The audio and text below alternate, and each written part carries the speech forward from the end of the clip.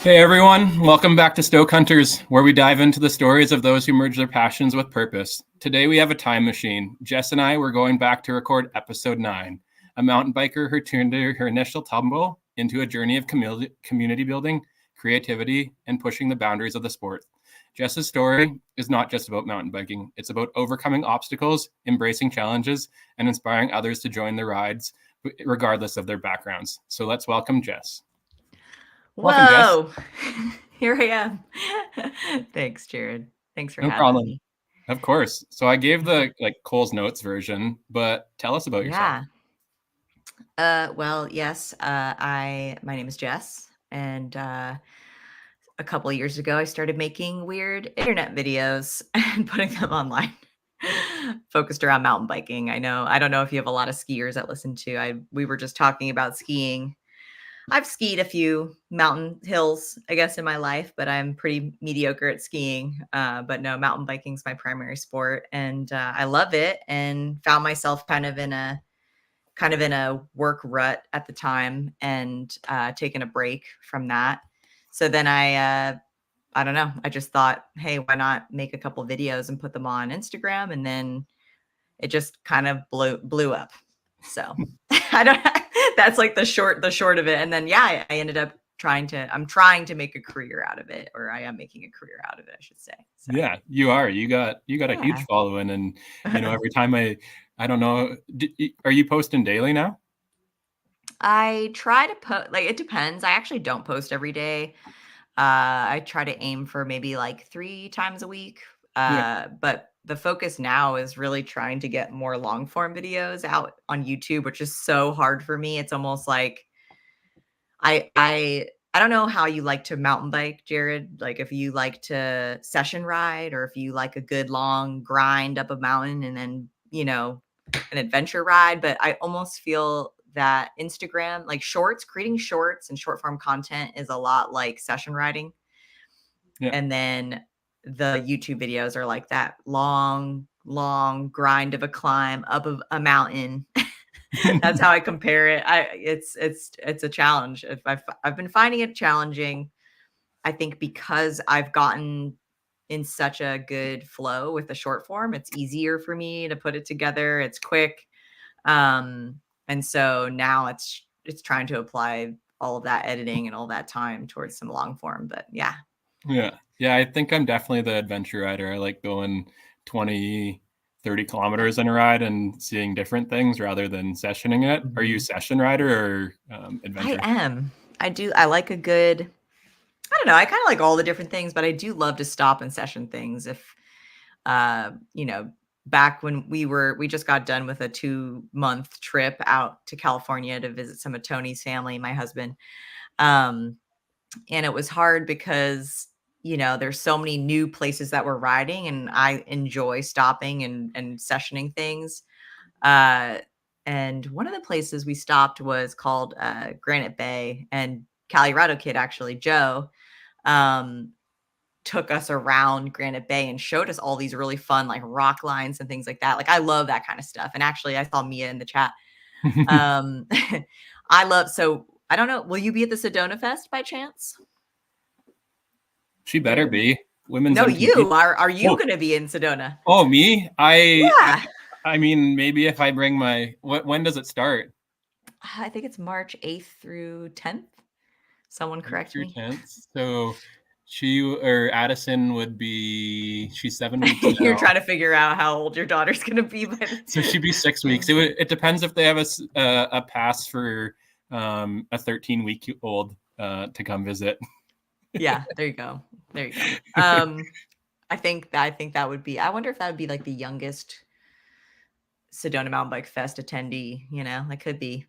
But yeah, no, like, I love rock riding, like technical rock riding, but I also love flow trails. So nice. Yeah. We only have extreme downhill and technical up in Canada. There's like all in Alberta, we have no flow. Yeah. I have ridden Moose Mountain. Is that what it's called? What? Really? Yes. I thought I was going to die. Was this your first video on Instagram? No, no. This was like 2017. We did a big trip and went like through Alberta, and we, did the whole Banff thing. But before we went, we kind of stayed around like the Canmore area, Yeah. like right before Canmore, and then we did a bunch of camping. But then we were like looking on the map for some fun like mountain biking, and yeah, went down to Moose Mountain, and there was some pretty fun, gnarly stuff up there for sure. Yeah. Well, Cool. It was good riding.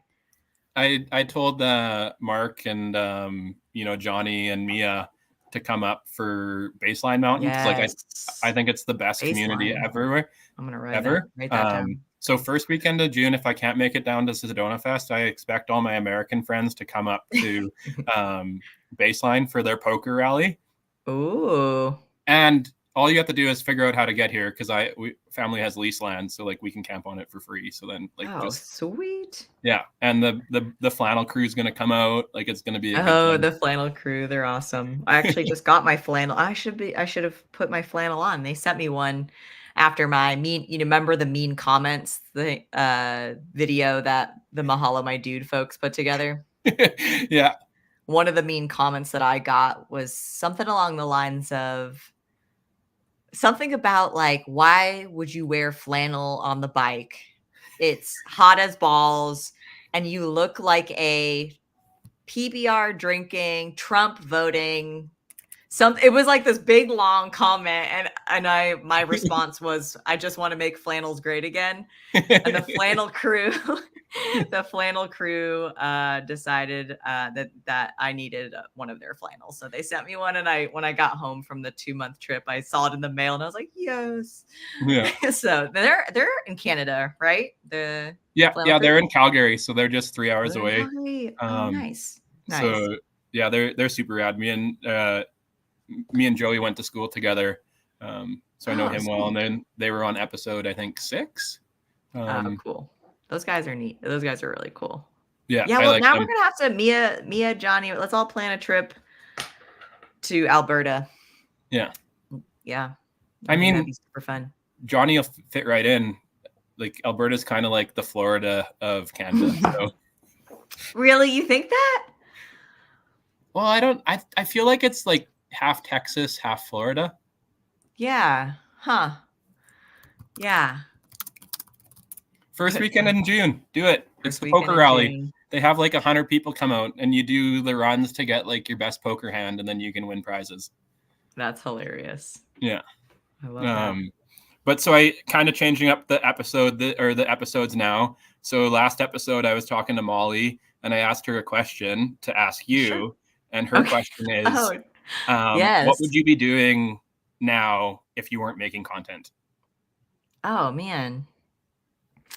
I probably would still be doing what I used to do, which was, I think we were talking about this backstage, but I used to be a graphic and web designer, and also like led some design teams as like a creative director. So I don't know if I would be managing teams or if I'd be doing design again. I will say like that's what my degree is in, like graphic design. So probably something crafty or doing design in some sort of way if I wasn't doing the content. But it's fun. I like just today I ended up making a little carousel post because Colorado Kid and I are going to Oaxaca, and we're trying to like promote that trip. And it had been a while since I like made a graphic, and I was like putting it together, and I was just like, why is this? It's I feel like I haven't done it in so long that I'm like losing the motor skills it takes to like, but yeah, that's probably, work wise, if I wasn't creating content, I would definitely be probably still doing something in the creative realm. I feel like they're so close together. Yeah. It's very handy. It's a very handy profession, I guess, because I still use it here and there for other things. So it comes in handy. Have you been playing around with like AI to design some of your stuff? No, aside from like really simple things like remove background or, but I haven't dabbled using AI as much as I should. It's funny. I got another mean comment the other day, which is just like when you're a content creator and you start to gain a following, you just have to have thick skin and just like bear it because that's just part of it. Like, you're gonna get the trolls. I know Mia's like, it's funny, like Mia is a friend and I remember showing her a couple, mean comments, and she's definitely been like the one to like show up, and like she's kind of like, you don't, not like she's like, you don't talk to my friend that way, but I'm sure she would totally like beat someone up for me. But like, it's funny, like someone commented the other day, they said something along the lines of like, oh, it's obvious that Jess uses ChatGPT for all of her real ideas. And in my head, I'm like, that's a good idea. I don't now, but now thanks for that great idea. It's kind of like how I probably should. And so I actually have in my idea board to have ChatGPT like come up with the idea, and I do want to film whatever it comes up with. I'm just going to film it.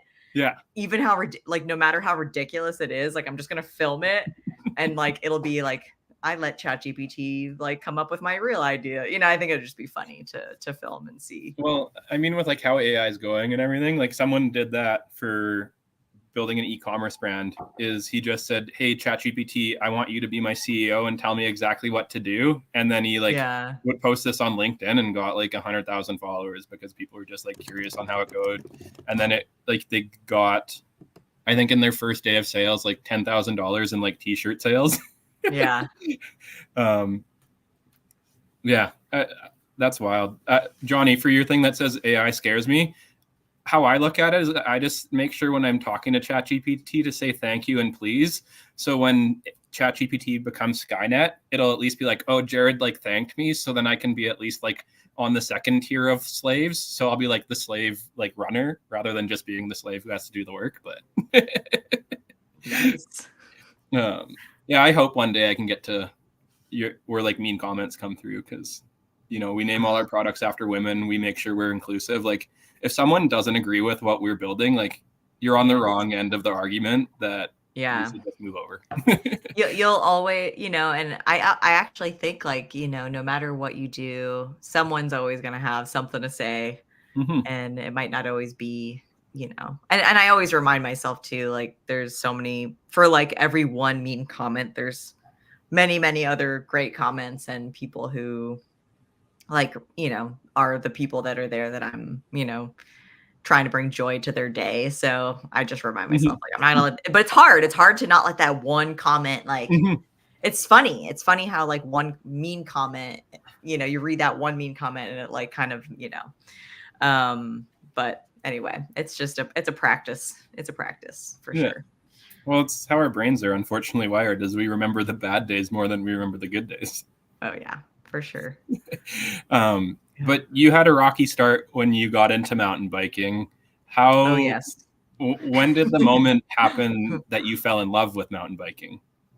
Yeah. So I first got into mountain biking with an ex-partner. He was an avid mountain biker, and when we first started dating, he was riding a single speed hardtail, and I was on this borrowed hardtail from one of his friends that was like 2 sizes too big for me. And I just remember, and I grew up in Pennsylvania. That's where I learned to mountain bike too. And it's very rocky, very rooty, not super conducive to beginner, like a beginner for sure. Like it's just like if you could just think of yourself in a riverbed trying to pedal through like these rocks, that's essentially what I learned on. And I just remember like being really frustrated by it. But then at the same time, there was something that kept me coming back.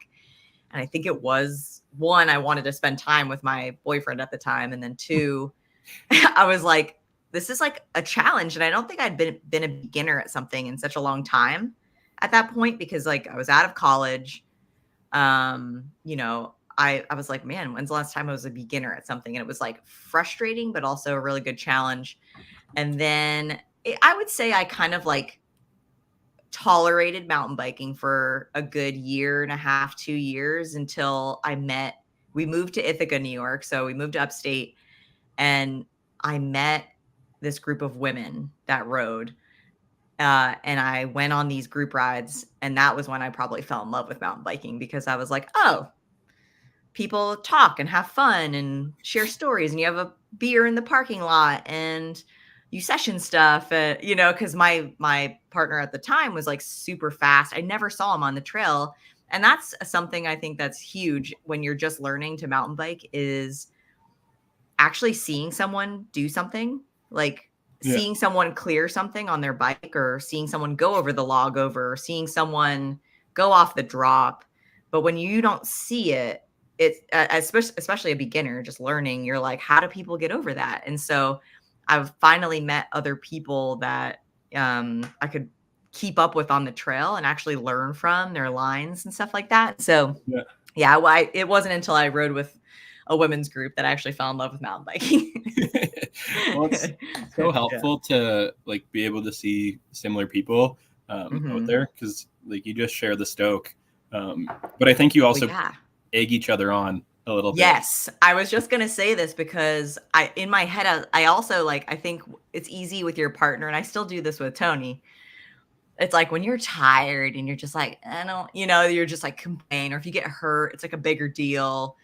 And like, it's just easier to like nag on your partner. Whereas like when you're around another group of like your peers, especially like women, it's like, well, they're not complaining, so I gotta like suck it up, I gotta like, oh, she's riding real fast. I gotta keep up, And so Yeah. yeah, it's just one of those things where it's an encouraging atmosphere. Like I've always Yeah. felt like riding with other women, it was super encouraging, and it helped me just kind of get over the like, like, oh, this is hard. But I think when you see that you're doing it with other people, especially other women, you're like, oh, okay. Like, yeah, this is hard. We're doing a hard thing together, but we're also having a lot of fun. And it becomes less difficult the more you do it and the more you learn. And, so yeah, that's always Yeah. my advice to beginners, is like, ride with people that, are like, maybe they're just a little bit better than you, because you can kind of learn from those people. And then also just like take lessons, work with a coach, because the more skills you can have under your belt, like Yeah. the easier, I don't know, the more skills you have, the more confident you are in the bike. And then in turn, the more fun you're going to have. If you're feeling more confident on the trails, you're more likely to have more fun and not be scared to death, Yeah. So, yeah. Or just turn your brain off and yell out "time to Right. die" and just hit it. Yeah, just send it. Well, Yeah, that so definitely just send it. I was in Fernie this year in September for Fernie Nice. Pride, and then they like, because Fernie's well, have you been to Fernie? I have, yes. I've ridden the Um, bike. I've ridden the mountain there. Yeah. yeah, so great outdoor town, tons of mountain bikers, tons of Mhm. skiers who will like just show you up any day of the week. So Yeah, I I'm was out sure. with Yeah. Ride Theory, and then was riding behind two awesome women. One was she's raced in a bunch of like professional enduros, and then like just super fast. I'm on my hardtail, like trying to keep up, and it's like, Yeah. yeah. And then yeah, there was a teeter totter, and I'm like, she hits it. A couple other people hit it. And I'm Oh. like, I've never hit one before. And then Oh, I just yell no. out. I come back. Like, I decided to session it because I'm like, oh, I'm not going to come back here. I might as well just walk up and hit it. And then I just yell out, "Time to die!" Go full speed and hit it and clear it. And yeah, It was fine? yeah, yeah. You just have to Nice. go fast. Yeah. Yeah, Yeah. when you chicken out and hit the brakes, that's when Yes. you It's the hesitation. yeah. The hesitation is never a good thing. It's like that in those moments of hesitation, Not yet, Mia. Full squish comes in like April, May, when it becomes summer again. Ooh. What'd you get? I'm gonna get the Canyon Spectral Nice. AL5 29er.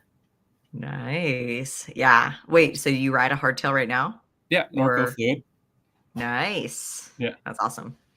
yeah. I I know. I wanted. actually want a I want I think a hardtail would be great for Bentonville, and I'm kind of like tempted to have one here because I more feel bikes. like I feel like if you're just learning to bike, you shouldn't like that when they ask you, like, if you go into a bike shop and they're like, well, is this your first bike? And you say yes. It's like, well, sorry, Yeah. you can't look at the full squish. It's only hardtail, because it just teaches you how to like pick routes and stuff. Like, if Yes. I have a 170 millimeter travel bike, I can just point through anything and not worry about it. on a hardtail, I'm like, if I have more than 120 millimeters of travel that I need, there's an issue. Yeah. Exactly. So tell us about a project or video that was particularly meaningful to you. What was the story behind it? Oh, a meaningful one. Oh, that's a good one. That's a good question. Most of my, I feel like most of my videos are just like ridiculously, they're just silly. I do enjoy the ones that I've done with Tony where we're either like dancing. Oh, there's a good, actually, here, can I retract my answer from earlier about Molly's question about what I'd be doing if I wasn't creating Yep. content? I would definitely be taking dance lessons because I need them. And also, yeah, and Tony, I think, I don't know, meaningful wise, like I just love, I don't know, something about being able to create something with him and like, so like with my partner, but also like him be in it because he's more introverted, but like he has no problem with being in front of the camera. It's not like I force him to, you know. Yeah. He's actually really good at like acting and stuff, and he took acting classes, I think, you know, in the past. And so it's funny because I'm like, he has no problem doing that kind of stuff. So I really do love like when we are in things together. Yep. We've done 2 reels that are that we should probably do a news one because it's so fun to do, but we've done 2 where it's riding with your partner and there's always just that like back and forth, you know. So I feel like we need to do another one because that's always a good one. So yeah, I do enjoy, I think meaningful wise, I like that I get to work with him, you know. Yeah. Yeah, Yeah. that's sweet. Yeah. My wife does PR and content creation and stuff like that. So when I get Oh, her to help nice. with the website and like come mountain biking or come skiing, it's like it's a good day. Yeah, that's a good day. Yeah. So in skiing, like, because like to help her, like to make her more interested in skiing and helping, it's like, ski boots suck to put on. So I'll spread them Yes. out and like help her get her foot in. I'll carry her Mhm. skis to the lodge and stuff like that. Have you made like the same version for like mountain biking? Like, does he put your bike on the rack and like do all that? Actually, that's a good idea for Valentine's Day, like how I'm writing this down. How to show your partner you care Yeah. for Valentine's Day. Yeah. He's Uh, washing your bike after and like he's putting it on the rack. He's unloading it and loading it back on. what's funny is I'm the one that does those things for him. So like I'll wash the bikes. Oh, he does maintenance on the bikes too. We both do. It's funny because we're both pretty equal with like the things we do. Yeah. Uh and so, but yeah, no, like the how to show your loved one you care. And like maybe the last scene is like adding to cart an e-bike. The most expensive e-bike into the cart. Speaking of, I know Mia just bought her wife Lauren Yeah. a very lovely bike for her birthday. I So saw her building it. I haven't even talked to her about it. I wonder how she's liking the bike. So I'm assuming she got it. So yeah. Yeah. Yeah. I saw her Instagram stories where they were building it. Oh, nice. It was looking sexy.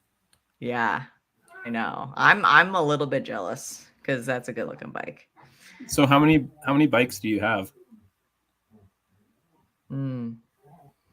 Well, I just sold a few, which was good. I sold 2 this last fall because the bike area was getting a little intense. I had a Cro Mag Monk like dirt jumper that I wasn't right. It was a little too long for me. So I ended up selling that back to my ex because it was technically our bike and then I kept it and then I was like, I'm not riding this. Do you want to just buy it from me? So anyway, I sold it back to him.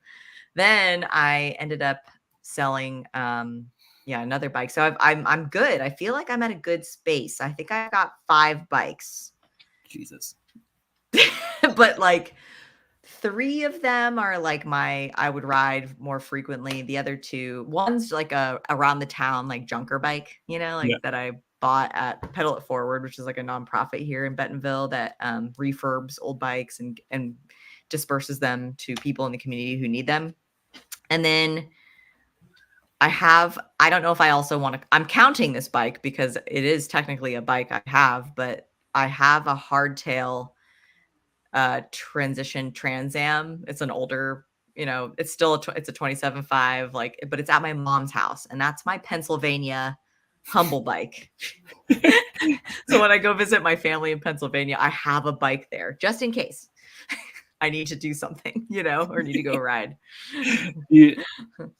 Because you predominantly fly back then, I take it? Yeah.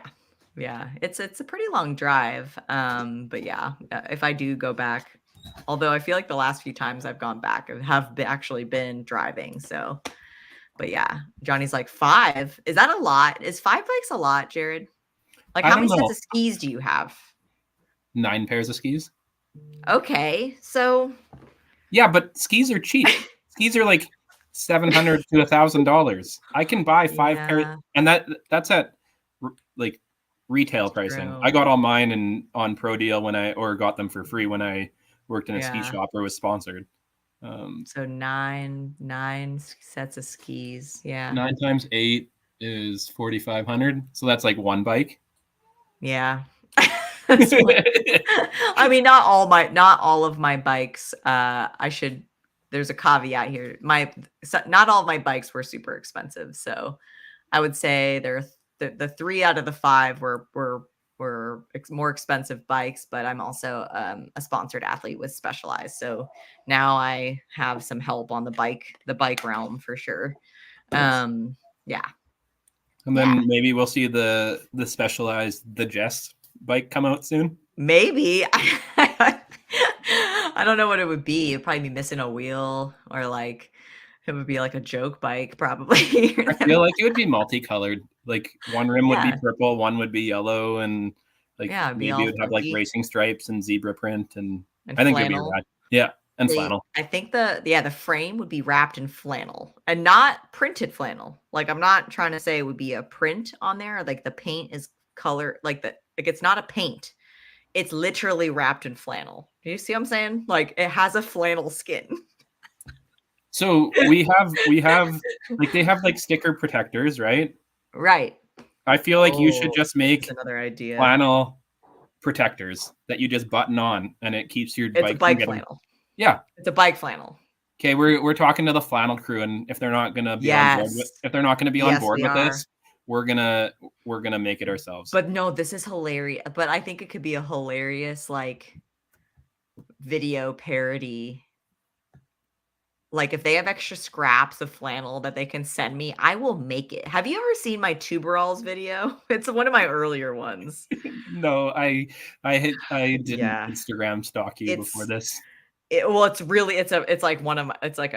an old one, but I made a pair of overalls out of bike tubes. And it took me it took a long time to like make them.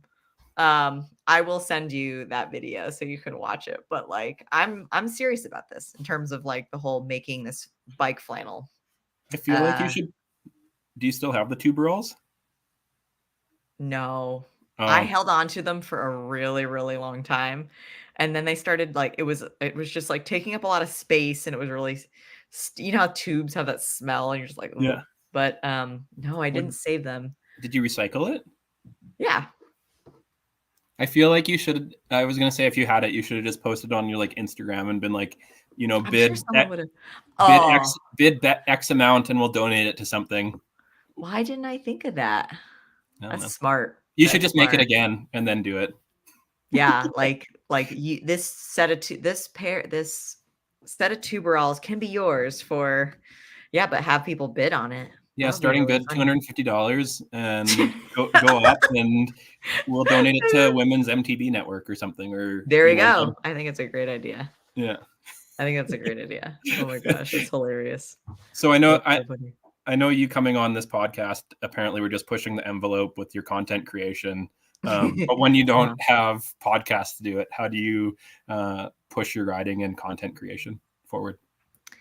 How do I what do you mean? Like, how do I Like keep coming up with new things? keep How do coming you up with ideas? progress on the trails? Like, Yeah. Um, I've learned a lot from other people for sure. I think just having other content creator friends, you know, that help. It's interesting. I feel like ideas wise, I have so many ideas. I use an app called Trello and I put all of my ideas in there anytime something comes up. So there's all these little cards, with all these ideas. And then if I have time to, I'll prioritize or I'll shift them over to another column if I want to work on them or whatever. But um, I feel like in terms of progressing my content, I think making slight upgrades over the last year or so has been helpful, upgrading my audio. So now I use, better mics and I use a better camera. Although I'm not using like the top of the line, so I'm using the Sony Easy V10. I always mess up the numbers, but I'm using like the Sony that's like the camera body itself and the lens I have, I think are under $1,000. So it's not like a crazy expensive setup, I guess, camera wise. Like you could really rack up the dollars there, but I feel like just making some small upgrades like that, and even I just think the more you do something, the better you get, right? The same thing with mountain biking. The more you do something, the better you get. And it was funny. For whatever reason, I was like scrolling back in the feed looking for something to repost. And as I was scrolling back, I was like, oh my gosh, like this is crazy to see like how much I've progressed in my style, in my editing. Like my editing's gotten better. There are a lot of things that have gotten better over the last 2.5 years. And it's hard sometimes to go back and watch some older ones because I'm like, ugh, and part of me is like, I'm gonna refilm that. I'm gonna redo that idea because I'm better now. So, and it's the same thing with riding, right? Like in terms of pushing my riding, I thought that riding out in California helped push me a little bit. Like where we live in Bentonville, which I've ridden all over, but living in Bentonville the last 2.5 years, we don't have a whole lot of steep stuff. There's a lot of flow. I've gotten so much better at jumps, drops, those kinds of things, but I do feel like my technical riding skills have waned a little, like in terms of like steep, loose, rock riding. And so that was kind of fun to be out in California and riding that kind of stuff. So I think for me, it's like going places, traveling, riding with people that will push me, So yeah, yeah, that's how I kind of keep myself, progressing on the bike. yeah. Friends help so much. Yeah. Um, and yeah, I find like when you say like, look for other things for inspiration. I think a lot of people forget that they're like, I have to create something that has to be 100% unique. And it's like, well, probably your followers are different than my friend's followers, who's also a content creator. And it happens in business too. People like, the easiest way to create a business is go find something that's successful in another country and try to bring it to your Mhm. country. Like Yeah. that's how that's how Yep. skip the dishes came, and like same with like Neo Financial, which are two big Yeah. things. Is like it's just a big fintech company, a big fintech bank, and it's changing banking. But like it's not new idea. It Right. already was in India with Paytm. It was already in Philippines with or no, sorry, in China with Alipay. Um, but yeah, Yeah. like I don't know, I'm the same way. Like work together rather, or like take ideas from other things and do it in your market, and it's Yep. goes Oh far. yeah, I'll get a lot of really great ideas from watching content creators and other like niches. Like I follow a lot of not a lot, but I do get served up a lot of like strength training or like people who work out at the gym and like a lot of like gym content creators and stuff. And there's stuff in there that are like it really can like you just kind of like take it and apply it. Or like I watch a lot of I'm not a mom. I'm a dog mom, but I'm not like a human child mom yet. But uh like I do watch a lot of like mom influencers too. And there's just so many great like concepts, and you could just kind of take it and make it your own and yeah, for your niche, and it Yeah. it works well. What kind of dog? We have two. Well, both dogs we have are blue heeler mixes. So they're balls of energy for sure. We have an They never Australian Shepherd. stop. Yeah, we have Oh, an yeah. Australian Shepherd and a Black Lab. And Oh, when we were nice. in Calgary, our Australian Shepherd had a friend named Flower who was a red heeler. Oh, Flower. I like that name. That's cute. That's cool. So you're 3 hours from Calgary. Yeah. Are you in Edmonton? Where are you? Yeah, Edmonton. Edmonton. That's right. I've not been to Edmonton, but I actually went like the trip I did with World Ride. The first trip I did with World Ride was in Peru, and I believe the one or two ladies that I went with were from Edmonton that were there I wonder, on the trip. do you remember their names? Katie and Emma. Haven't come across. Katie, Oh. what's her last name? It'll come to me. There's a Yeah, lot of rad ladies. rad ladies from Edmonton who ride. Like there's a group called She Shreds. Yes. There's a group called Vixen MTB. I'm gonna look her up right now because I feel like, I mean, how big is Edmonton? Edmonton's pretty a big. million people. Yeah. But like what's the Katie Schneider. Katie Schneider. She says she coaches with She Shreds and Dirt Series. Oh. And then I know my friend Emma. Oh, she's in here too. Emma. Her Emma Butler. Do you know Emma Butler? I don't know why Also She Shreds. So I'm sure y'all probably have some mutual friends, and in the realm of mountain biking. Yeah. What's the mountain bike community like there? Like pretty vast? I don't know how vast. Like maybe 20,000 people. I don't know. That's pretty big. Is it? I guess maybe if you have 10,000? 1 million people. I don't know. That's... I know. I think the Facebook group has 11,000. Wow. But our Edmonton has over 500 kilometers of single track trail in the city. Wow. And so, like, I just bike from my house 5 minutes, and I'm in the river valley. I'm Googling 500 kilometers in miles. Yeah, I always forget this. Okay, 300. Okay, I'm glad I did that. I had to do a quick Goog to make sure I knew what that meant. Well, I had to make fun of Johnny when he says it's like 60 degrees, like because like when I was talking with everyone, like because you guys are all used to Fahrenheit and miles, so like we'd have to quickly Google it, and because he'd be like, "Oh yeah, it's like 65 in Florida right now. It's super cold," and I'm like, "Oh my gosh, what is 65? Like 20 degrees. Like that's our summer. Like our summer is 18 to 24 normally. 18 to 24. Okay. So 65 to 70.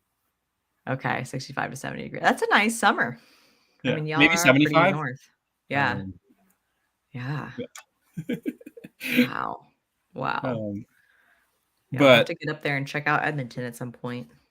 Yeah, you can come ride. Well, what I say is, it's like if you can't ride, like our city doesn't recognize the trails, unfortunately.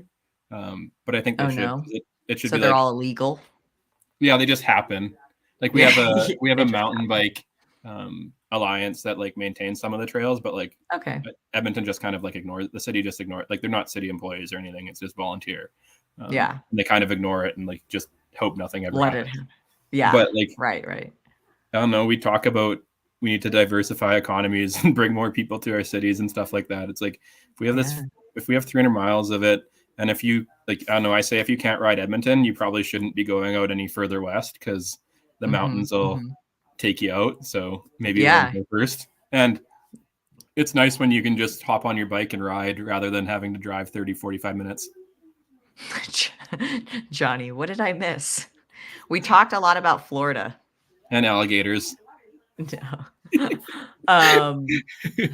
Yeah, I wish we didn't use Fahrenheit And I wish it would just be, everything, wouldn't Yeah. be in Fahrenheit and kilometer or in miles, but alas, the Yeah. USA. A lot USA, of things USA. a lot of things here are a little backwards, I guess. Yeah. You know. So I only started mountain biking last year, and Really? it's come to What do my you think? conclusion. Oh, it's the biggest community, the friendliest community that you don't know exists. Like until you like Yeah. mountain bike and then come into the community, you have no idea how Yeah, tight you knit don't know. mountain bikers are, um, Yes. or anything like that. But like, yeah, I think my biggest aspect of like how community, like and everything, like, when I found out about it, it was like when I went to baseline, because I have a hardtail and I'm showing up with 110 millimeters of travel, and the guys are like, "Oh, here, just use my second bike for the whole day and like ride this," and I'm like, Oh, that's nice. I'm just Yeah. blown away by it. Yeah. But can you share a story where community Oh, yeah. has deeply impacted you? Oh my gosh, yeah. I mean, even just this last summer, Tony got hurt. We were sessioning some jumps like close to our house. In fact, there's a small area close to where we live, 5 minutes away. It's called Huntley Gravity Zone, and the same folks who built a lot of Whistler, like Gravity Logic, is who came in and actually built it, which is cool. So we have these jumps and drops to session, and anyway, we were out there sessioning, and Tony went off one of the jumps and just got a little squirrely in the landing because we also unfortunately have these butthole rocks that like to just show up. They're like I don't know, there's just a lot of these like goat head size rocks like that will just sometimes appear, and anyway, it caught him off guard and he shattered his kneecap, uh and it was bad. And had to have emergency surgery, and but like literally we didn't have to worry about meals for like 2-3 weeks. Like people were bringing us meals, and you know what I mean, like checking on our dogs when we were in the hospital, like taking them for walks, and like all of the community we've met here in Bentonville has been through mountain biking because when we first moved here, we didn't know anybody. Yeah. And it was actually Julie from World Ride. She connected me like via email to a woman here, and this woman, Sarah Drew. I don't know if you know Rich Drew. He's like a mountain bike skills coach. He has a YouTube. Anyway, he and his wife Sarah live here in Bentonville, and I got connected with Sarah, who's part of Women of Oz, which is the big women's organization here in Bentonville. And Sarah was like, and at the time I didn't have my Instagram, so it's not like Jess the Maker was a thing, right? I was just Jess Hana, and Sarah, learned that I was moving to Bentonville with Tony, and she was like super welcoming. It was just like, basically just helped me get plugged in right away, and was very welcoming. And then, that's mountain biking is how, through mountain biking, I met her, and then all these different friends, so I don't know. I think it is such a tight knit community, and there is good culture here. You get a couple stragglers you get a couple outliers, but like for the most part, it's a great community. Yeah. Yeah. So would you say that's been like your most surprising or unexpected outcome of mountain biking and content creation? I don't know. I think because I've been mountain biking since 2011. I don't know how many of the years that is at this point. I'm like, 13, I guess? but yeah, 13 years. And, I think like I said, when I met all those women, like I knew community was the reason I enjoyed mountain biking, like the community, the challenge. So I don't think it is surprising for me. Like I think I've seen it for so long, and Mhm. I lived on the road for a couple of years in an RV with my ex, and essentially it was great to be able to show up at a trailhead, or I would go on Facebook groups in the towns we were visiting. So, if I was visiting Fruita, Colorado, I would try to find like a women's Facebook group and see what days they would post rides, and I would just show up, and it was a quick and easy way to just meet people. And so that was super fun. But yeah, I think, yeah, just over the course of however long I've mountain biked, it's been a great way because, as you know, I think you talked about it earlier with your alumni ski group. It's like when you don't have, you have you might have workplace friends, but like after college, you're not kind of like going through the same motions anymore. You're not friends because of proximity essentially. And you're like, okay, well, how do I meet friends now? And I just think as an adult, it's harder to make friends. So I think the beauty of it is, you're doing a thing like a sport like mountain biking or skiing, and you just find friends through that, and you automatically have something in common. Yeah.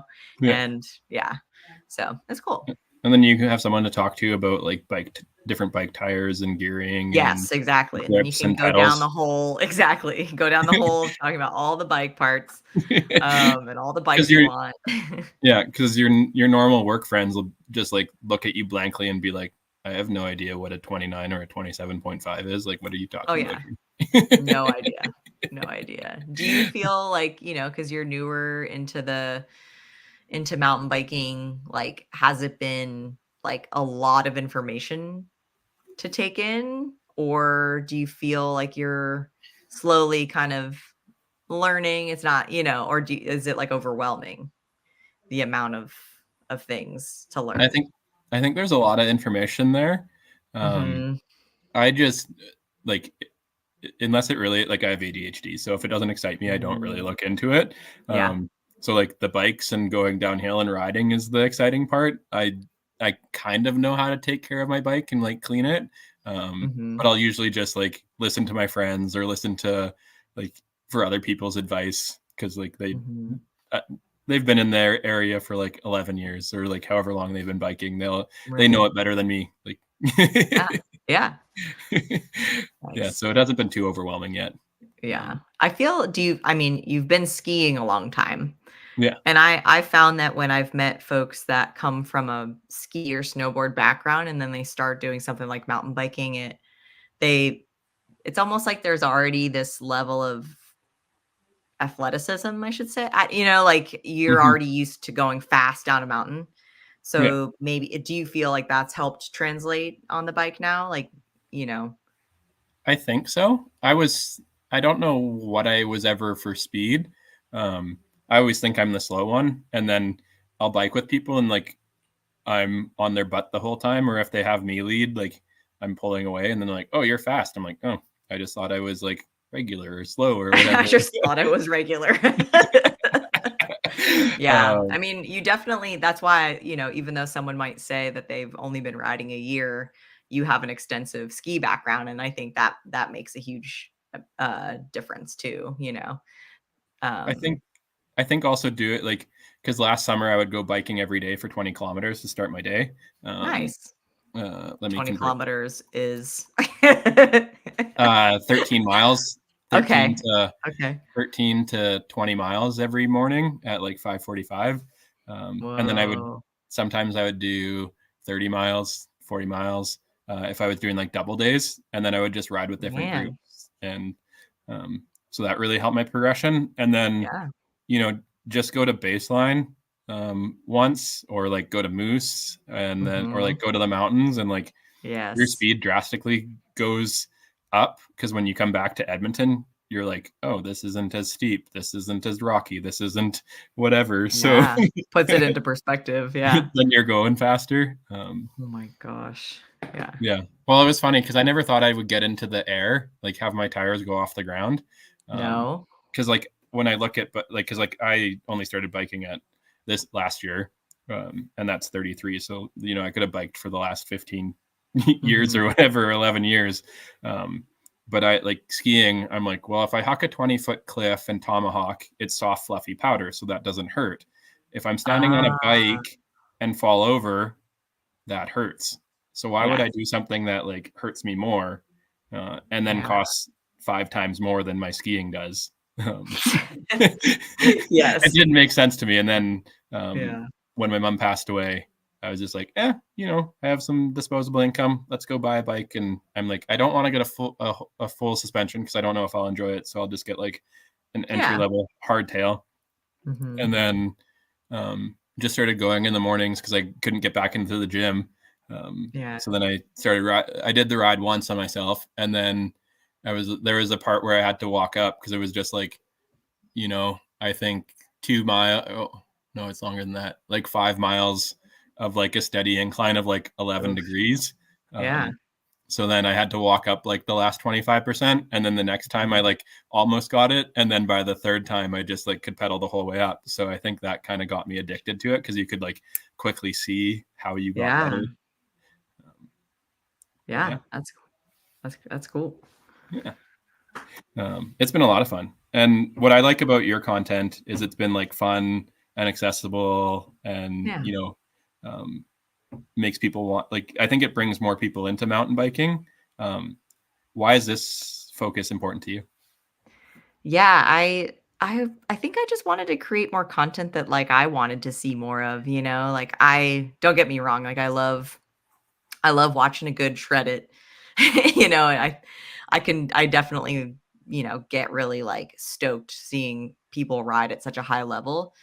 But I think I also just think there's just so many funny things that happen to us as mountain bikers and that we all experience, like, just the human experience. And the dynamics of, like, a group ride or, like, like, I like to lean into all of those, experiences, and I think the importance of it for me is, like I said, like, I want more people to get into the sport and feel less intimidated. I definitely felt really intimidated when I first got into mountain biking. Not I mean, I think I was already doing it, but it just even as I was doing it, I was like, "Oh, this is just so intimidating. This is scary." I never get to see the guy that I got into mountain biking with. I never really saw him on the trail. He was so much faster than me. So, like, that was intimidating. And, but I think, you know, I think if I was to see content like what I'm creating and it just kind of like made people feel like, hey, don't take yourself so seriously. And it's okay to laugh at yourself, or it's okay to feel silly on the bike. Like, I coach a bit too, mountain biking, and I that's a big thing that I preach in my coaching too. Is just this idea that, like, listen, trying this, you might feel silly, like you might feel funny doing this, and it might feel weird, but you kind of have to get comfortable with being uncomfortable. And the more that you do it, you're gonna feel more comfortable. And it's the same thing, with making content. Like, at first, it was really awkward to, like, put myself out there, and especially if I remember watching some of the first reels I put out there, which were just, like, very random, like, they didn't really make any kind of sense, They weren't trying to be funny. I was just dabbling probably in the, Instagram editor, But, like, you can see, like, I'm starting to as I start to get more comfortable with the platform or with putting shorts out and stuff like that. But long story short, I do think it's important for people to be able to see themselves in a sport, Mhm. for them to feel like, hey, I want to give that a try. And so I love when I hear comments of people that are like, I don't mountain bike, but I enjoy watching your videos and maybe I'll try that someday, or you know what I mean? So Yeah. I think it's cool for, the gamut of people that follow me. Like, I have pro riders that follow me, and then I have people who just started mountain biking following me, and I have people that don't even mountain bike following me. So it's cool. I think I hope I'm doing something right, to have that spectrum of people, because yeah, I think making the sport less intimidating, have it be more accessible by creating relatable content is, yeah, that's my goal. Well, I see it with mountain biking, and I definitely see it in skiing, where for some reason we become gate like the Mm, good people. It's like gatekeeping or something. Like, I don't know if other sports or whatever because I don't do enough of yeah, it. Like, yeah. well, and I mean I paddleboard, but like I've never seen like paddleboarding be gatekeeping. Um, Right, yeah, um, right. but I don't understand it. And like, we saw it with, and maybe it's a bad thing to say it, like when Pink Bike made the comments, Mm, and like, Lone Ranger talked about it, where like they were like, oh, I don't want to watch a 45-minute video of you doing a beginner ride. But I think a lot of like, I don't know, there's way more regular riders and beginner riders than there are pro riders. So I find it funny that, there's like this gatekeeping attitude of brands and everything. Cause it's like, why? There's 95% of your people are like never going to be an extreme sport. So why are you trying to alienate people? Right. Exactly. So, Exactly. yeah, I don't get it, but maybe I'll have them on my podcast one day and ask them about Yeah. it. Yeah. It was, I think I made a comment on that video that Brian from Lone Ranger put out of just like, because they did talk about the TikTok dancers or something like that, and it's funny because I've definitely put out videos of dancing. And so I was just kind of like, I think that's exactly what I said. It's like talk like that keeps perpetuating the barriers that are in our sport. And Yeah. But I was just like, I'm just gonna keep doing my TikTok dances, so Well, it's like fine. I could be wrong, but currently the only data I have is we have one life. We all end up in the same spot whenever that is. It's like 55 to 80, wherever you are. We're all 6 feet under. So maybe we should try to start enjoying ourselves. And, if making a TikTok video dancing is, what's funny, or like, I like to make super sarcastic jokes that a lot of people don't get, but I enjoy that. Exactly. Yeah, you only have one life and you got to make the best of it. And yeah, it's sad to think like if people just like, I realize I'm not for everybody, but that doesn't mean that, like I should stop what I'm doing. Like I think there are different people connect with other people, and you know what I mean? Like I think there's beauty in that. And so, yeah, it is hard when there's the naysayers or the people that are gatekeeping or and maybe not realizing they're gatekeeping, but Well, and I think it's kind of the circles you run with. It's like, your friend probably said something like that. You've seen your friends do it. It's like, it's kind of the cool thing to do. And it's like, we kind of need to get over it. Yeah, exactly. But I'm excited because like, mountain biking is very vast and varied. It's like, just ignore them, have fun with the people who do. Yeah, but exactly. Like, as you grow, how do you see your role within the mountain bike community and like regarding inclusivity and encouragement? I think it would be really neat to start something along the lines of a community base. I've talked to a few of my other content creator friends, and there's been some discussion around like creating an email list or doing something where there's a little bit more of like a connection beyond like I'm primarily on Instagram. And so like kind of the scary thing about that is like if something were to happen to Instagram, it's like that's it. You know what I mean? So I'm like, I think part of me also wants to make sure that I stay connected with the engaged, followers and stuff like that. And so maybe there's another way to create some community around that. But I think as I start to also create more long form content, I'd like to dive into more topics, that I think could be, fun. Yeah, I don't know. I can see myself. It's hard. Like in terms of growth, obviously I would love to grow on YouTube. I'm happy with where I'm at, on Instagram. I have some steady growth there, but it's funny because like I've heard from some other content creator friends that are, well over 100,000 now. Some of them are at above 200,000. And it's like at some point I feel like it becomes hard to manage. And I actually really do enjoy engaging with people through the comments and stuff like that. And even, my DMs are insane. Like it's impossible for me to keep up with them. So it's challenging. Because I do like to have that authentic connection with people and like make people feel like, they can comment and I'll comment back, eventually or, whatever. So it's like, I'm kind of at this point with my Instagram where I'm like, I feel good. I like this stage. Like, I don't want to, I don't, I think anything above 100, I'm just like, oh, but, so I think just like diversifying my social media a bit. And like I said, maybe it's an email list, maybe it's getting more people over onto the YouTube side too. And that way I can continue to engage people on other platforms as well and just kind of grow on there too. YouTube's been hard. I will say that. I feel like it's been a challenge, but Yeah. Yeah, we've got 20 subscribers, and I've been stoked on Nice. that. Hell yeah. There you go. Yeah, making big waves. But Making yeah, waves.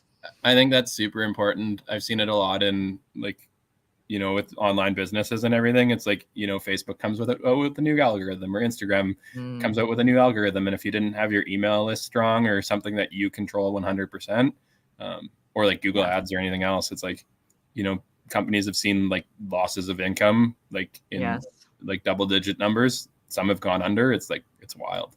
Yeah, it is. Yeah. And like, it's hard to kind of trust some of these platforms, because things change so frequently, and new programs are being rolled out, and it's hard to keep up for sure. So but yeah, no, it's been a good journey. I'm learning a lot through the process, which is awesome. Learning about all the things with content creation. And it's funny too, because I do feel like being a mountain bike content creator, like if I wanted to make money, I picked like a really bad industry to do that in. You know what I mean? Like, I'm definitely not doing this for the money, and it, because it's the mountain bike industry. Like, I could go be an influencer in another niche, and probably do better. But like, I love mountain biking, and I want, I think it is a special sport, and it's awesome, and I want more people to see that. So yeah. Maybe you'll just focus on. Well, I saw someone. It's like, I forget who talked about it, but it was like, like companies kind of focus on like 3%, like the people who are in the buying industry of 3%, and then like, maybe some will focus on like the people who are almost ready to buy, and that's 14%. But then there's like 80% of the market who has no idea that they want to buy anything. So it's like, that's kind of how you should focus and bring them in. So maybe we'll just see you starting to talk to people who have never mounted. We'll just see in different cities pop up. I don't know what we'll call it. Maybe it'll be like the Jesses, and it'll just be like this random people with mountain bikes, and you'll just run up to people and be like, hop on now, we're going riding. Yeah, it's funny you say that, because I've wanted to do. There was a woman who came up to me as I was filming something when we were in Sacramento, and she was super nice. It was her 71st birthday. And she's like, "Are you making a TikTok?" And I was like, "Yeah, I guess I am." And she stood there and talked to me for a while. And I was like, "Yeah, I'm a mountain biker." And she goes, "Really?" And I go, "Yeah, you want to go ride?" And she's like, "I would." But it was just like this really funny exchange. But I think that, how like people do interviews, like the comedians in cars and like stuff like that. I think it'd be really funny to do like a person to person interview, and like maybe give them a headset and like do an interview with that person, but they've never ridden a mountain bike ever. And just like, you know what I mean? I think it could be like awesome and really funny, Well, did you, that sparked an idea. Did you see the guy on TikTok who used to, he would just walk into parks and ask people if they wanted a haircut, and then he would film it? Oh, yeah, I've seen that. I've seen he's like a barber, and he goes and he does like, and there's also a guy who does portraits. He'll be like, "Hey," and then the whole time he's doing a portrait, they're interviewing or like asking questions, which is really, really cool. Or the New York train guy who will draw portraits of people too. Yes, You should. Yeah. You should just be walking in Bentonville with your mountain bike, where you just travel the world. And then you'll just have two bikes and be like, "Hey, you want to go for a mountain bike? Hey, you want to go?" Yeah, exactly. Actually, there you go. You're going to make apparel, and your slogan will be like, well, you probably have a slogan, but I have a couple. So with my YouTube, it's technically called Dirt Scouts, but it's like Dirt Scouts with Jess the Maker. But like one of my sayings is like, spread the stoke. Yeah. So like, yeah, I could do like a spread the stoke, series or something. Yeah. And then just have t-shirts that have it made, and you can have another one that says, "Want to go for a mountain bike?" Yeah, I like that. I like that. We should do this again, so that, like I think I've written down like 10 ideas during the podcast. So that's pretty awesome. Yeah. Well, we name all our products after women, so maybe we'll just have the Jess sunglasses one day. Oh, well, I'd be very honored. That's very nice. Um, They would be clear though, because you know how a lot of my videos have like the yeah, clear lens, or do your glasses or yeah, your ride glasses come with a clear lens too? yeah. That's cool. Yeah. But you know, the Jesses will only be in clear, and they'll be like, "Hey, can we get these tinted?" No. No. Oh my gosh. What? This is a new question. What's Sure. a myth about mountain biking that you're keen on debunking? A myth. Oh man. Or an opinion?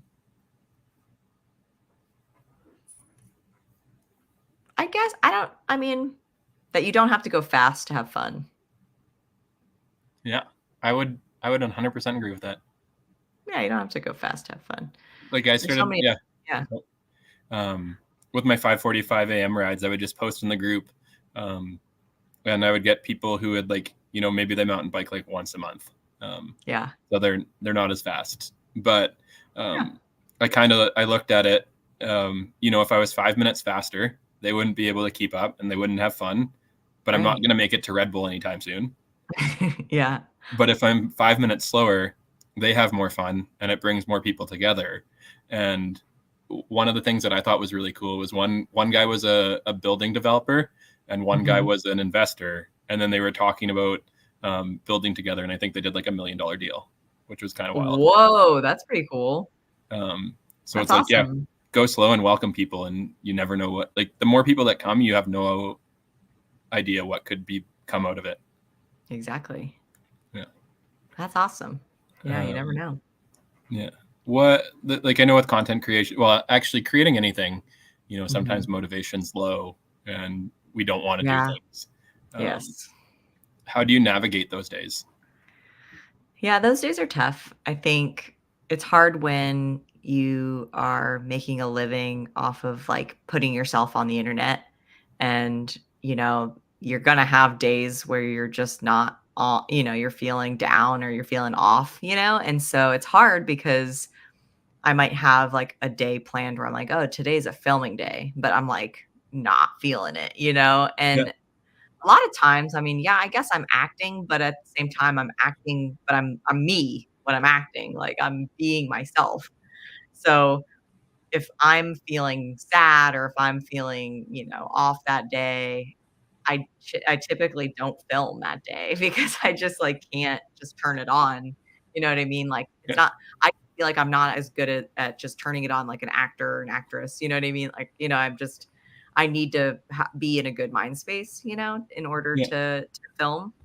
And so, yeah, that definitely that gets challenging. But at the same time, I do feel like I'll put a lot of like pressure on myself and pacing, on myself that's not necessary, you know what I mean? So it's like I remind myself, if I don't post that thing tomorrow, if I don't get to that edit tomorrow, is it the end of the world? Like, no. You know what I mean? Or I remind myself like I could always repost something from last year. You know what I mean? Like it's no big deal. Like I just try to like remind myself that like you're just trying to bring joy to people's day.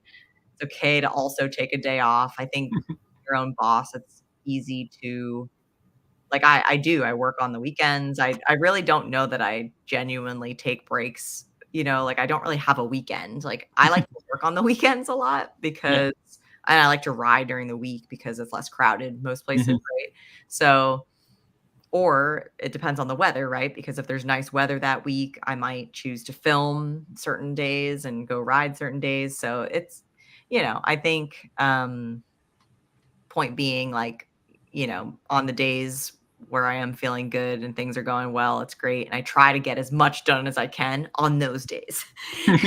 You know what I mean? Like Yeah. kind of like batch create or create a lot of things and then just like get to it. But yeah, getting back to Bentonville after the 2-month travel uh, session that we just had, I feel better about being in a routine. I think routine is helpful for me, like you were mentioning ADHD, like I've never tested for it or anything, but I definitely have a hard time focusing for sure.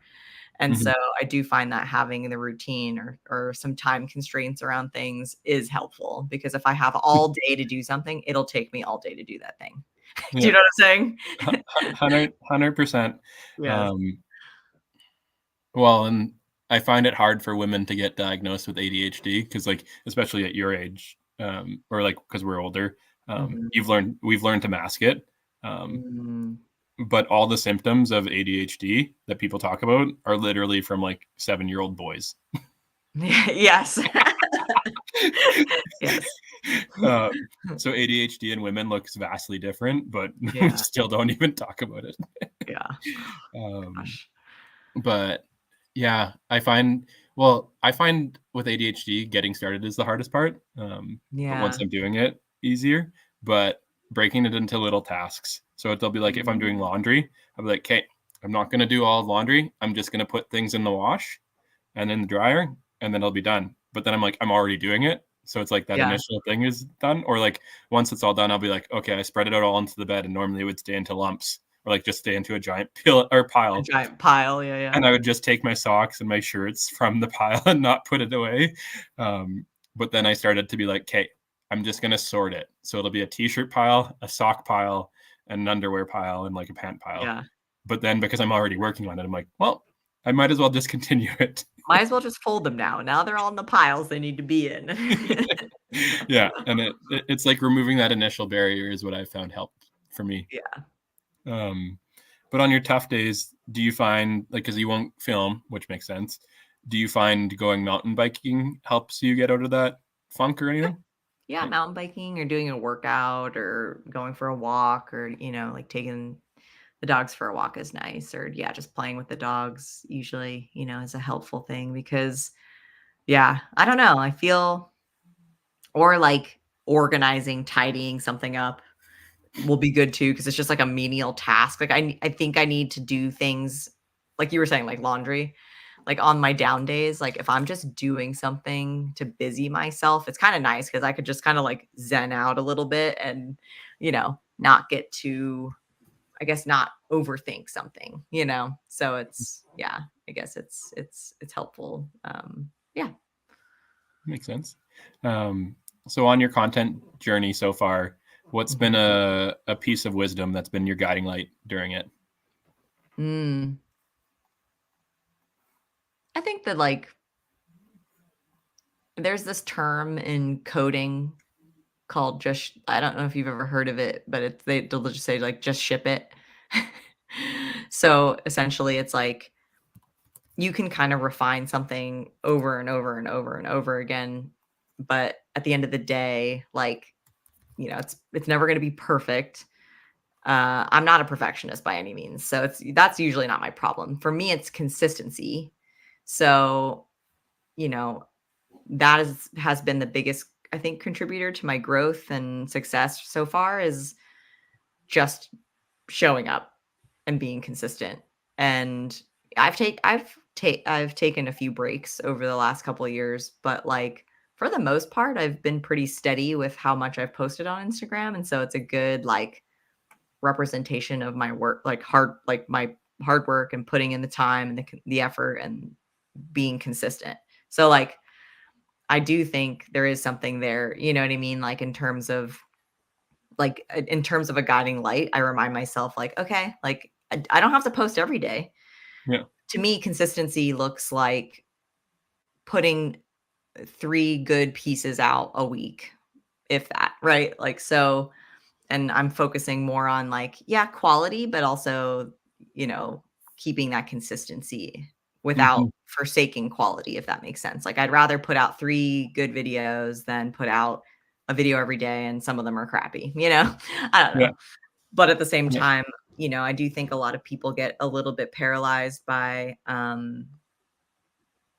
like thinking they're not that what they make isn't good enough. And so then they don't post it or share it because they're like, oh, I don't know, like it's Yeah. very intimidating. I think posting on the internet for a lot of people is, I'm not saying everyone needs to be a content creator, but I think there are a lot of people that like want to try and then they don't because they're like, oh, I don't know. I have some friends that are having a hard time. They're like, oh, I don't know how you do it. Like I tried to edit this video and it's just like weird and and I'm like, yeah, like it takes some time, like, and put like I said, showing up and just showing up and doing Yeah. it, and putting yourself out there. Well, 100%. I Yeah. still don't know how to do a podcast, and our thing You're has doing the it stream. right now. We have our stream. We have our stream. We haven't paid for it. We have the StreamYard logo in the top right, but it's like you said, just Hey, ship it, just do it. And just do what it. I tell what I tell people, if your first rendition, and well, probably your first 100 renditions aren't embarrassing, you started too late. Mhm. Yeah. Right. And like, Right. I don't who's the top mountain biker right now? The top mountain biker? Or like, give me a top mountain biker. I just don't know mountain biking well enough to. Ok well, I mean, I'll list a woman who I think Yeah, is one of the best mountain bikers. Well, it depends on the style of riding, but I think Jill Kittner is one of the best riders I've ever seen yeah. ride, and, But, yeah. but like, so Jill Kittner, Shaun White, like for snowboarding, skiing, they didn't start gold. It's not like they hopped on a snowboard or hopped on a bike and they were the best. Yeah. Their first times, and you can go ask them, like, what was your first time snowboarding or what was your first time biking? I bet you they would hate it, or they've had so many days they've hated. But I forget who told me this, but they're talking about with their kids, and if their kid wants to quit something, they're not allowed to quit on a bad day. They can only quit on a good day. Yeah. That I like that. But like, right, like, so like, your first time pedaling, your first time creating content, you'll probably drop your camera, you'll probably not be able to bike up that technical piece Yeah. that you wanted to film. Mhm. But who cares? Realness, Yeah. authenticity is what's currently, being real, being raw, welcoming everyone is what's winning in society currently. Like, Mhm. if this was your only thing about getting popular, but like, just talk about it, just Yeah. show like your struggles, show your whatever, because like, I would say 9 out of 10 people also have struggles, but Yeah. we see with Instagram, we see with Facebook, this perfectionism. It's like, that's why TikTok blew up, is like people just literally sit in front of cameras and talk. Yep. And Exactly. there's a guy called Brando the Mayor. He's a biker and TikToker, and he'll literally just film his stuff and like be like and talk about his thing. He'll be like hitting something and be like, "Oh God, this is way steeper than it looked," and then he just like goes over it, or he's like in the air and he's like, "Oh shit, this is way bigger than I thought," and it's like, yeah, It's like funny, like the you, funny commentary. yeah, like, you're going to go pedal something and it's like, oh my God, this is way more technical, and you fall off your bike. Like, put that on. Like, I would But chuckle at that. Like, I don't want to see someone's doctored videos all the time. Like, show me mhm. the real stuff. Yeah. That's Um, hilarious. but as we kind of wrap up, who would you love for us to chat to and bring on our podcast? Oh. Hmm. Well, so do you bring on, like, any like, not just mountain bikers, but you bring on whoever? Yeah, You can bring anyone. on a We skier. we talk about hunting the good days. And good days aren't proprietary to mountain bikers. I'm a skier, and for some reason, I have more mountain bikers on here than I ever thought I would. Yeah. Oh, I gotta think about this for a hot minute. Hmm. We can come back, or you can DM it to me. Um, Yeah. but then Yes. this one's more important. What question do you want us to ask our next episode guest? Okay. I think, like okay. I think in terms of I just think it'd be really funny to interview, like, uh so I don't do you know Tahoe Meg? She's a ski Yeah, content creator. yeah, She's fun. yeah. Um, I kind of really wanted to when we were in Sacramento, I was like, "Oh, I should go out to Tahoe and do a funny reel with Meg, like, with her, like, trying to teach me how to ski." Like, well, I Yeah. thought that could have been really funny. So, You my show up on a if bike with skis on it. yeah. So if you get her on the podcast, you'll have to ask her, like, um, what the first okay, I have a two-part question. Uh, one would be, like, the most embarrassing thing that's ever happened to her on the slopes. Okay. And then part 2 would be what she would want to teach me or on skis. Okay. Yeah. And I will word that for our next episode guest, because it isn't Tahoe Meg, but I'll ask them what their most embarrassing thing to happen to them while they were mountain climbing, because it's Jackie. She's hopefully going to be the first Canadian to do the 7 summits. So Everest and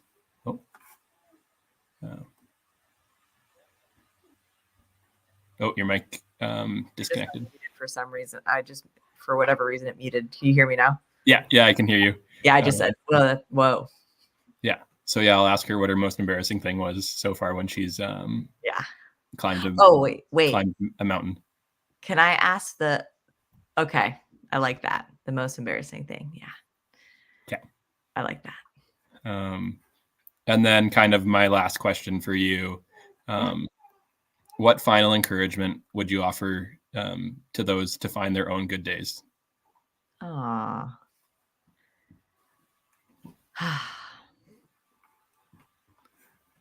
I think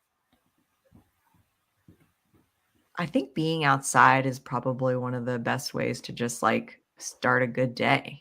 Like get some, I know it's hard because it's winter and it's like, it's easy to start to feel, I don't know, like bogged down by the like gray gloominess of a lot of areas, but I still think there's a lot of beauty, around us. And I think just like just stopping and noticing, Yeah.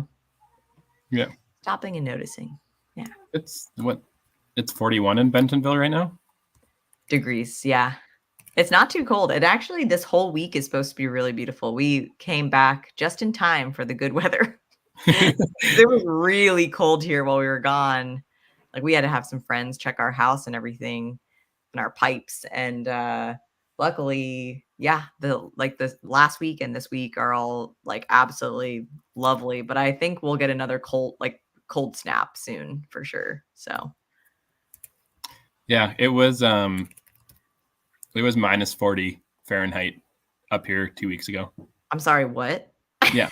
I didn't even know that was. Is it like Antarctica up there? Dang, like no, it just gets cold a little bit. Negative 40 degrees Fahrenheit. Yeah, so that's the one temperature where Fahrenheit and Celsius meet is 40. So minus 40 Celsius is the same as minus 40 F for some strange reason. What do you guys do? You just stay do you just have to stay inside and Yeah. Okay. But yeah, it seems warm in Bentonville when it's 5 degrees, which is your 40. So that seems nice. But thank you so much for joining us tonight. Aw, thanks, Jared. This has been awesome. I appreciate it. It's been good to get to know you better too, and be on Stoke Hunters. Yeah, and for everyone not following Jess, it's Jess the Maker on Instagram. So go give her a follow. Thanks, Jared.